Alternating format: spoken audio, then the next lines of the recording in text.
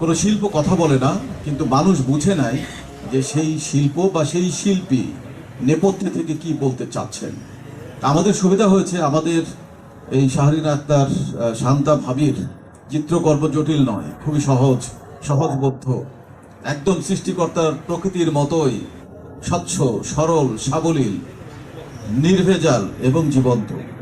আমরা অনেক ক্ষেত্রেই আমরা আর্ট, বিভিন্ন ফাইন আর্টসের গ্যালারিতে আমরা যে বোঝার চেষ্টা করি যে শিল্পী কি বলতে চেয়েছে, অনেক ক্ষেত্রে সেটিকে আমরা সেই জটিল সমীকরণকে আমরা আসলে সরলীকরণ করতে পারি না।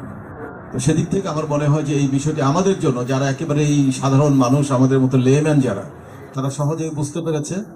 যেভাবে আমরা ফুলকে বুঝি, পাখিকে বুঝি, আমার নদীকে বুঝি, একটি ফাউন্টেনকে বুঝি, অথবা আমার প্রকৃতির সব অনুষঙ্গকে বুঝি, ঠিক একইভাবে আমরা এখানে বুঝতে পেরেছি। আমার মনে হয় ওনার মধ্যে যে এই যে সৃষ্টিশীলতা রয়েছে, সেটিকে আমরা রেসপেক্ট করি, সেটিকে আমরা মনে করি যে এটি প্রকাশিত হওয়া উচিত। পৃথিবীতে অনেক মানুষের মধ্যেই অনেক সক্ষমতা, শুধু এনভায়রনমেন্টের অভাবে, শুধু পারিপার্শ্বিকতার অভাবে, তার ইন্সপিরেশনের অভাবে অথবা সাপোর্টের অভাবে অনেক প্রতিভাই কিন্তু বিকশিত হতে পারে নাই। এবং প্রতিটি, যেমন বেগম রোকেয়া পেছনে সাখাওয়াত হোসেন ছিলেন, আমরা সব ক্ষেত্রেই দেখি এরকম। এই জন্যই নজরুল বলেছিল যে বিশ্বে যা কিছু মহান সৃষ্টি চিরকল্যাণকর, অর্ধেক তার গড়িয়াছে নারী, অর্ধেক তার নর।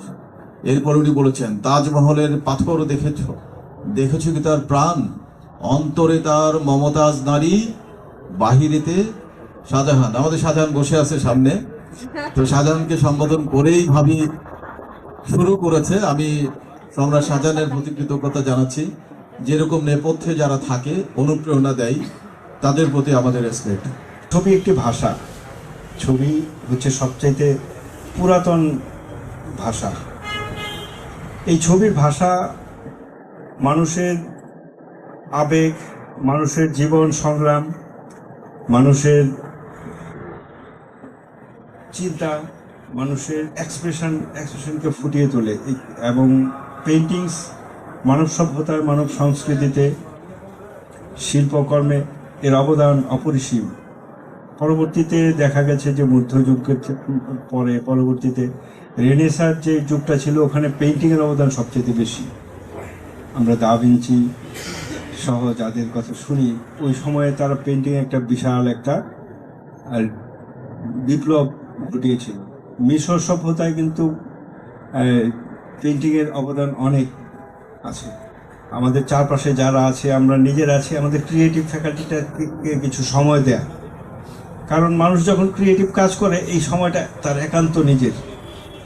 তার প্রত্যেকটা সৃষ্টিকে সে নিজেকে যদি সে কোনো এন্টারটেইন করতে চায়, সেটা তার ক্রিয়েটিভ কাজের মাধ্যমে নিজেকে সবচেয়ে ভালো এন্টারটেইন করতে পারে। এবং মানুষ তার পারিবারিক জীবন, সমাজ জীবনে এর বাইরে তার নিজের একটা একান্ত নিজস্ব একটা জীবন তার থাকা প্রয়োজন।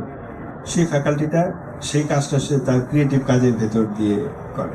আমি আসলে 2020-এর আগস্ট থেকে আমার এই শিল্প চর্চা শুরু, যার কারিগর অথবা নায়ক বলা যায় আমার হাজবেন্ড। তার উৎসাহ, অনুপ্রেরণায়, এবং সে নিজে অফিস থেকে আসার সময় আমার জন্য রং, খাতা এগুলো নিয়ে আসলো, যেটা দিয়ে শুরু করো, তুমি পারবে।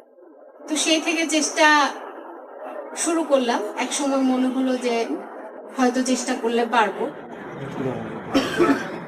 পুরোটাই নিজের আসলে আত্মতৃপ্তির জন্য করা, এবং ভালো লাগতো যে কোনো একটা কাজ করার পরে ওটা দেখে মনে হতো যে আমি হয়তো কিছু পারি, আমার একটা ক্রিয়েটিভ কাজে আমি নিজেকে ইনভলভ করতে পারছি।